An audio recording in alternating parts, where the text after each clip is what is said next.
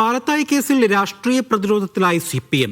മുൻ മന്ത്രി കെ ശൈലജയ്ക്കെതിരെ കോടതി വിധിയിലുണ്ടായ വിമർശനത്തിന് പിന്നാലെ പാർട്ടി ജില്ലാ സെക്രട്ടേറിയറ്റ് അംഗത്തിന്റെ വർഗീയ പരാമർശം കൂടി വന്നതോടെ മറുപടി പറയാനാകാതെ അവസ്ഥയിലാണ് CPM.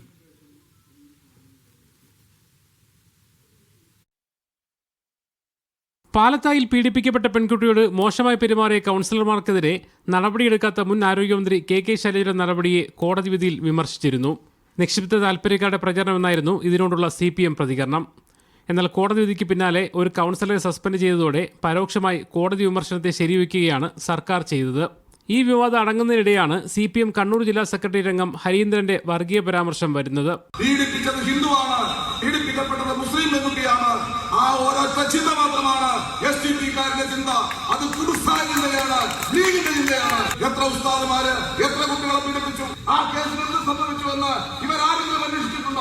UDF നേതാക്കളും മറ്റ് സംഘടനകളും പരാമർശത്തിനെതിരെ രംഗത്ത് വന്നു.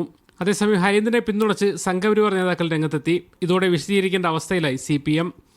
SDP-ക്കെതിരെയുള്ള പ്രസംഗമെന്ന് വിശദീകരിക്കുമ്പോഴും പരാമർശങ്ങളെ പൂർണ്ണമായി പ്രതിരോധിക്കാൻ പാർട്ടിക്ക് കഴിഞ്ഞിട്ടില്ല. അതെ, അതിനെ സംബന്ധിച്ച് ഹരീന്ദ്രൻ വിശദീകരിക്കുമായിരിക്കും. ഹരീന്ദ്രനോട് നിങ്ങൾക്ക് സംസാരിക്കും. തന്റെ പ്രസംഗം വളച്ചൊടിച്ചെന്ന വിശദീകരണമാണ് ഹരീന്ദ്രൻ നൽകിയത്. RSS നേതാവ് ശിക്ഷിക്കപ്പെട്ട പോക്സോ കേസിൽ എന്തിനാണ് CPM നേതാവ് ന്യായീകരണവാദം ഉയർത്തിയെന്ന ചോദ്യം അപ്പോഴും ബാക്കിയാകുന്നു.